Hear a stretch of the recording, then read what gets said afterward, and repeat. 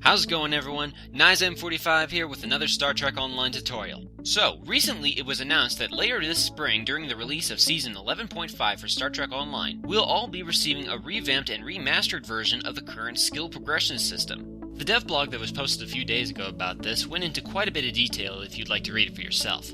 However, I'll be honest, it was a bit confusing and extremely long and tedious to read all the way through. So, to shed some clarification on the subject, we'll be using one of my mini characters on Tribble for extra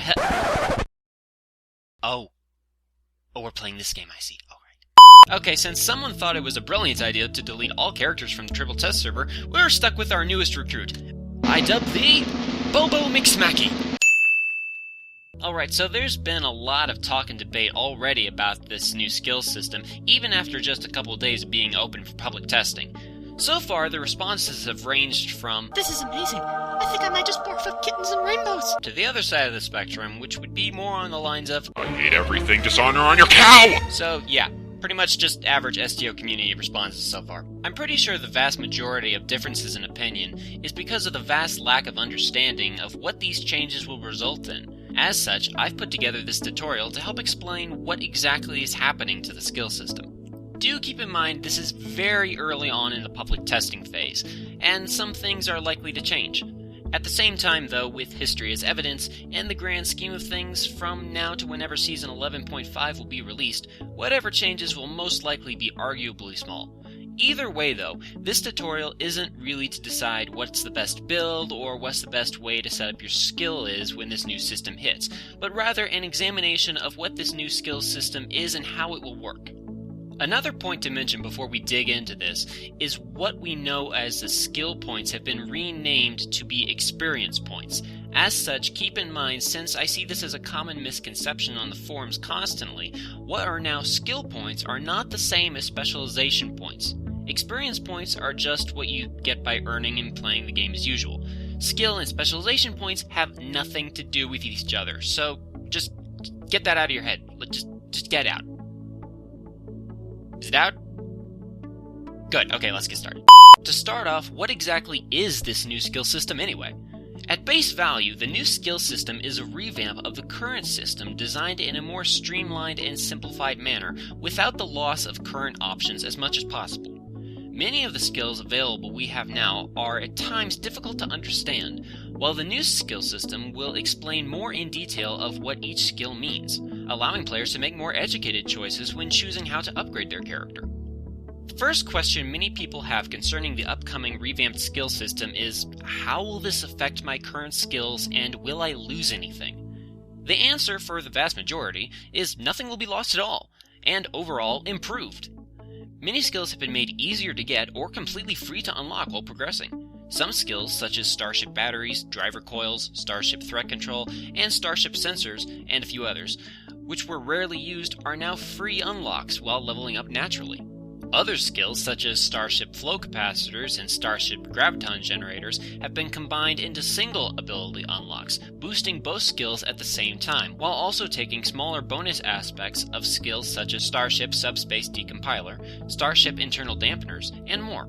Combining skills like this into hybrid multi-skills for single unlocks relieve the player from having to sacrifice for one skill over another. Another example is how ground skills have been changed. You know how each profession had different ground skills to upgrade compared to other professions? Well, now that's all combined into the new skill Kit Performance, which takes the place of all the profession-specific skills that used to improve different kit modules in different ways. Investing in this single skill now has the same effect as previously spending in all of your profession-specific skills would have had, once again eliminating the sacrificing choices between one skill and another.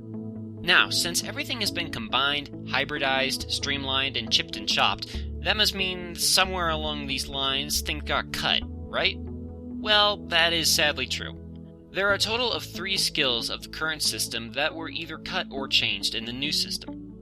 The first being the ground skill of Combat Specialists for tactical players.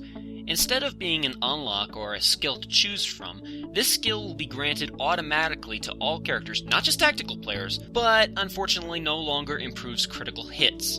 Its effectiveness has been restricted to melee combat only. We also have attack patterns, which at first sounds like a really, really bad cut. But fear not, All attack patterns that benefited from this skill will be rebalanced to behave as if the player had fully invested in the current attack pattern skill. And lastly, we have threat control for ground combat. You know, I tried to come up with a good reason as to why this one got cut, but let's be honest, by show of hands, who used this ability? Yep, that's what I thought. So, you know, no real loss there. So, is that it in terms of skills? Nope. In fact, since many skills have been combined and hybridized, a lot of new skills have been added as well. I won't go into detail of each one, but just some, for example, are skills that will improve shield hardness and penetration, providing cooldown reductions for some bridge officer abilities, effectiveness of hangar pets, negating critical hits to your ship occasionally, and empowering your weapons more when shooting a target from far away, to name just a few. One last question some people may bring up is, what will happen to the ability to create bridge officer training manuals? Currently, those manuals are only available by spending certain amounts of skill points on particular skills that you may or may not want, meaning to create certain bridge officer abilities, you will have to sacrifice your own skills to do so.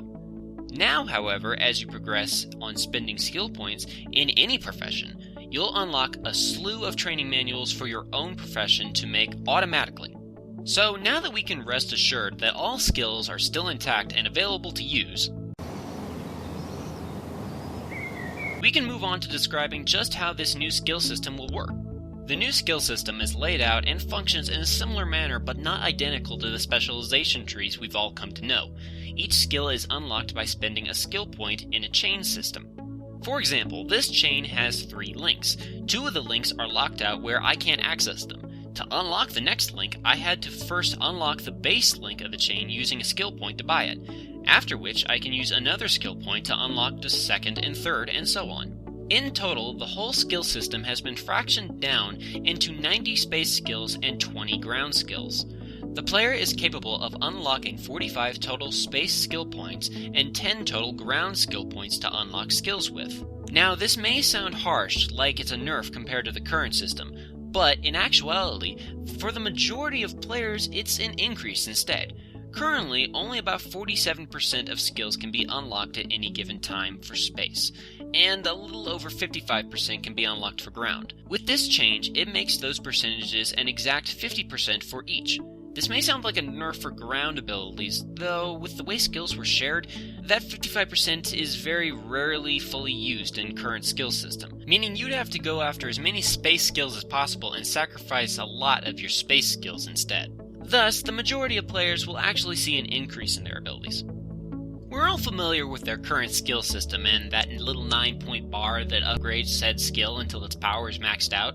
In most cases, the link method in the new skill system is very similar, only more simplified and a bit more powerful and explanatory. In most cases, with each link unlock, the base link skill of the chain gets more powerful. For example, if unlocking the first chain gives a 15% bonus to said skill, unlocking the second link will give a 25.5% bonus, and the third a 30% bonus. Similar to the specialization system, space skills are divided up into groups of tiers, each of which require a certain number of skill points spent in any of the previous tiers to unlock the next. The Lieutenant tier is always available. Upon spending 5 skill points in space, you can unlock the use of the Lieutenant Commander tier. After spending 15 points in space, you can unlock the use of the Commander tier. After spending 25, you unlock the use of the Captain tier. And finally, after spending 35, you can unlock the final Admiral tier. Ground skill points, on the other hand, are not divided into tiers, meaning that you can start spending skill points wherever you want at the beginning of any chain. Now, skill points themselves act but are not the same as specialization points. This means skill points will be earned by obtaining a certain amount of experience points as you level. Once bypassing level 5, you will gain a new skill point for space every time you rank up to the next level, and a new skill point for ground every 5 levels you rank up. Now, you may be wondering what these little bars at the bottom are exactly. This shows the progression of each profession depending on how many points you've spent in that profession. As you spend a certain amount of points, those free unlocks I mentioned before become available to choose from.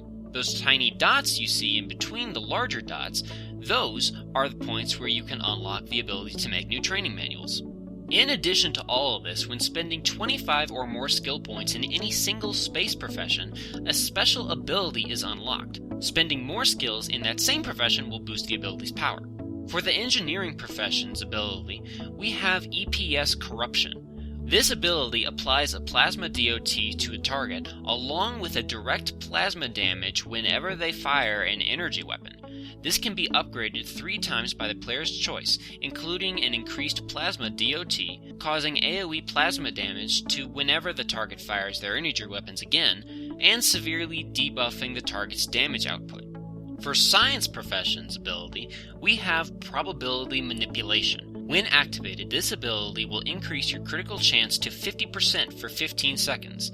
This ability can be upgraded 3 times by the player's choice, including a 100% bonus hull and shield healing for 20 seconds, debuffing enemies' damage resistance rating by 2.5% for 20 seconds up to 10 times on critical strikes, and increase the duration of the ability itself from 15 seconds to 20 seconds.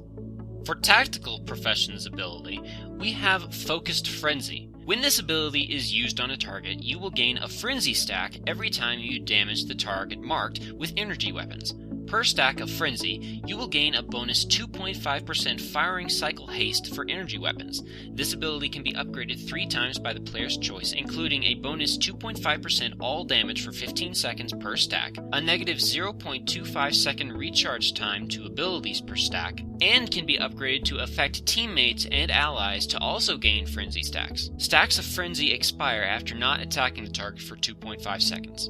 It should be noted that these special abilities, when spending high amounts of skill points in a particular path, is only available for space, and not ground. So yeah, that's pretty much how the new skill system for Season 11.5 of Star Trek Online to come looks and works, with the help of Mr. Bobo McSmacky here, even though he really didn't do anything and just stood there menacingly the whole time while we looked over the system. Anyway, like I said, this isn't going to be like a real in-depth point-by-point look at what each skill is, how each skill has been translated over, what's been upgraded, what's been debuffed. This video wasn't meant for that. In fact, if it was meant for that, we'd be here for a few hours because of how much data there is in all of this. This video was really just meant to be a quick overview and explanation of how this new system that's coming will work. Long story short, the new skill system to come is a simplified and more streamlined and powerful version that retains all aspects of the current system and adds even more features and skills as options, along with a couple of abilities even. I hope I was able to shed some light on how this upcoming skill system revamp works for everyone, and that you're looking forward to it as much as I am. Leave a comment about what portion or aspect of the upcoming skill system revamp you're excited for. I'd love to hear. Thank you all so much for watching, and I will see you all in the next video.